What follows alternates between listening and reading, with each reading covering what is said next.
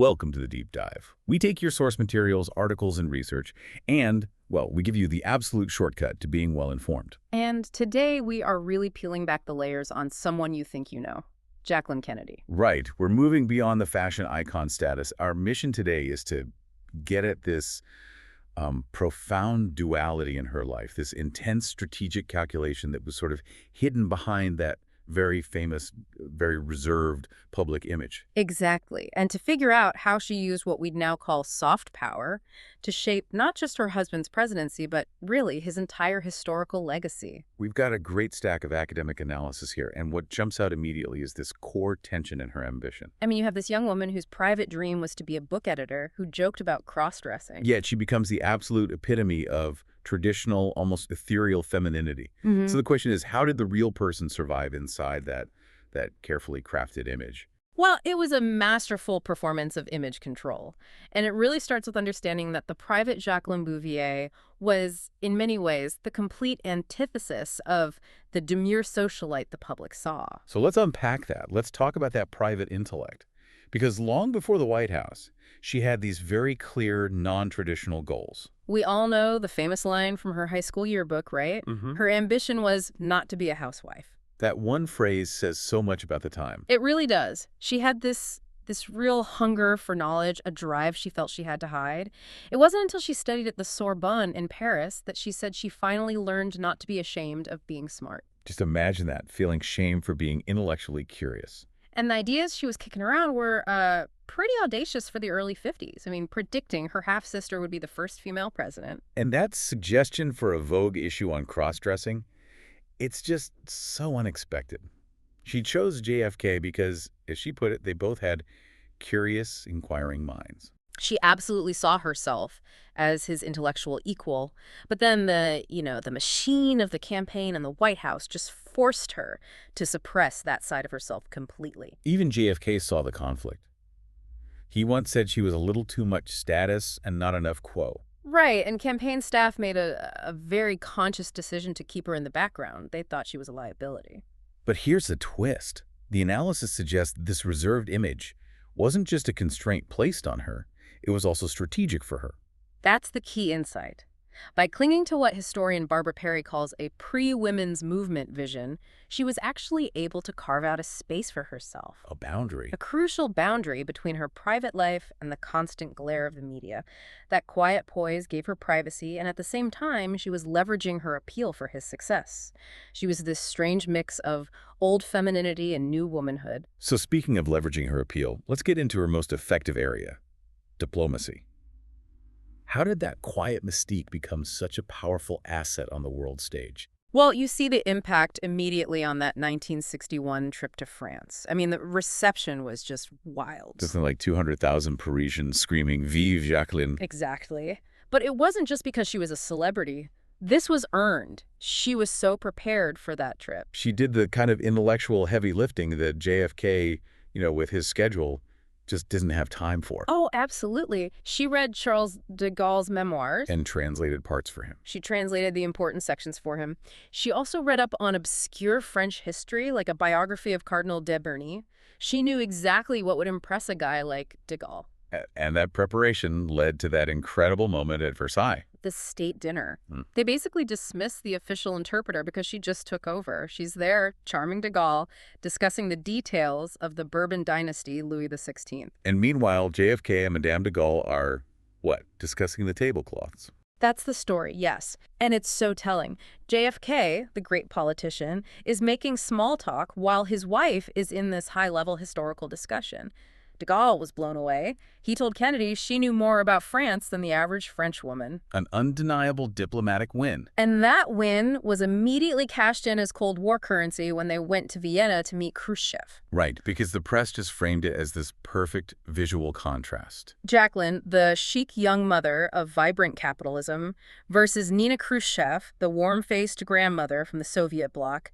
It was a PR victory just by showing up. And Khrushchev himself was apparently. He was seemingly bewitched by Jackie's presence. Sources describe him as being like a smitten schoolboy. So she was mastering what she and her designer, Ole Cassini, called the third eye. The third eye of the camera, they were acutely conscious of it. They planned wardrobes for state trips meticulously. Those vibrant pastels in India, that was on purpose. Make sure she was. The one bright spot in a sea of gray suits. Her image was basically weaponized for American prestige abroad.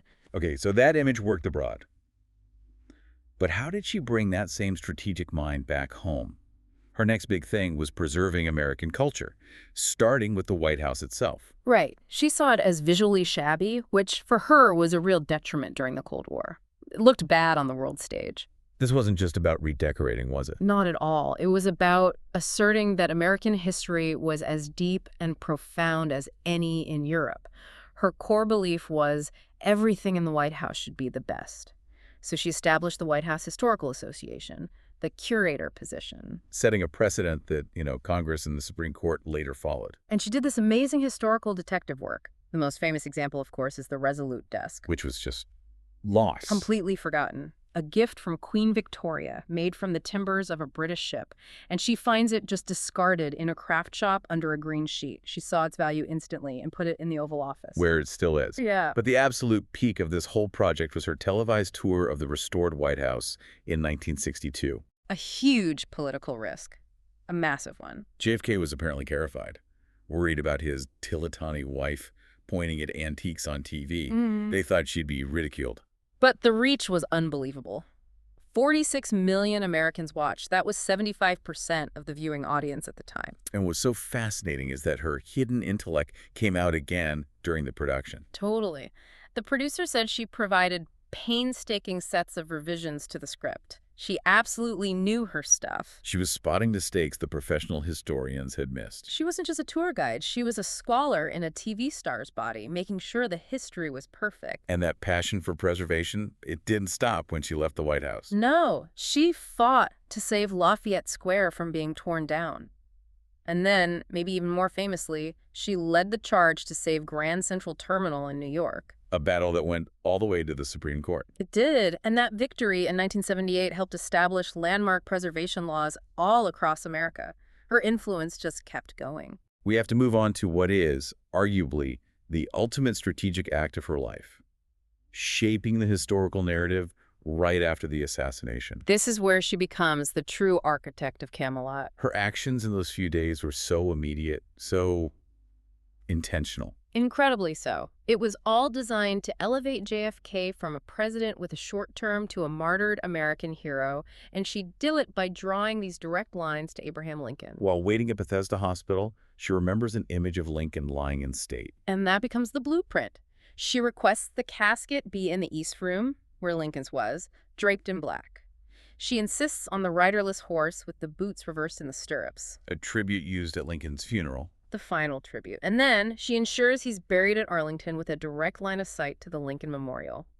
These were not choices made purely from grief. This was history-making in real time. She even fought for the eternal flame. The Pentagon had objections. They said it was ostentatious or too hard to build. But she was just fiercely determined. She needed that powerful visual symbol of eternal remembrance. And the final piece of the puzzle was that interview she gave, that one rare interview to Theodore H. White. This is where the myth is born. She's the one who introduces the idea of the musical, Camelot. She tells him its title song had become an obsession for JFK. And she gives him the line, "Don't let it be forgot that once there was a spot for one brief shining moment that was known as Camelot."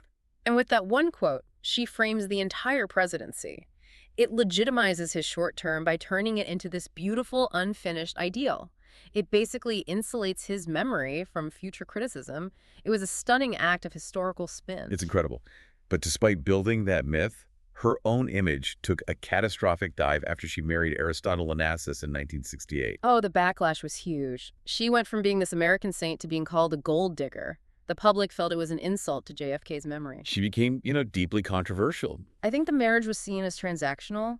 He gave her security, wealth, and she was his ultimate trophy. But after he died in 1975, she knew she had to redefine herself. She started this very conscious campaign to rehabilitate her image. And this is where the book editor she always wanted to be finally gets her chance. Yes. She takes a job at Viking Press for, get this, $10,000 a year, a tiny salary. And she reportedly insisted on making her own photocopies. A deliberate act of humility. A total rejection of that extravagant Onassis image. She later moved to Doubleday, worked 3 days a week in a Spartan office, and this professional dedication, it worked. It reminded people that she could stand on her own, that she wasn't just defined by her wealthy husbands. And she was doing serious work, editing Nobel laureate Naguib Mahfouz's Cairo trilogy. She earned real praise from her colleagues for her intelligence, for her commitment, though there was that one dramatic moment. When she quit Viking. She did. They published a novel that was about a fictional assassination of her former brother-in-law, Senator Ted Kennedy, and she just walked. Family loyalty over the job. And through all these phases of her life, first lady, widow, editor, the one constant was her focus on her children. She famously said, "If you bungle raising your children, I don't think whatever else you do well matters very much." They were her two miracles, and ultimately her image rehabilitation worked because it felt authentic. Her final relationship with Maurice Templesman was seen by everyone as a true relationship of equals. A total contrast to her second marriage. It seems she learned a lesson, that for a former first lady, remarriage and that kind of conspicuous wealth just wasn't acceptable unless you were also visibly employed, contributing. It's just an extraordinary life. From a liability on the campaign trail to a diplomatic powerhouse, a historical preservationist, and then the mythmaker who finally got to be the editor she always wanted to be. And the central finding, really, that runs through all our sources is this. She was deeply intelligent, mischievous, capable, and cunning. She wielded this incredible amount of influence, but she did it from behind the guise of traditional femininity. And adhering to those gender norms didn't make her less capable. If anything, it might have been what enabled her to be so effective. You know, it makes you rethink the whole nature of power. We know the White House chief usher, J.B. West. He noticed that even her direct commands to staff were always phrased so politely, almost like a question. Do you think we could? Or could you please? But he made it very clear. He said those polite requests were as much a command as Mrs. Eisenhower's, "I want this done immediately." The power was the same, just the delivery was different. So, as you go about your week, think about that. Given her immense private intelligence and that very deliberate public performance, how often is real, powerful influence obscured or maybe even amplified when it's cloaked in the language of a meek request? When does the performance of deference actually grant you more quiet authority than demanding it ever could?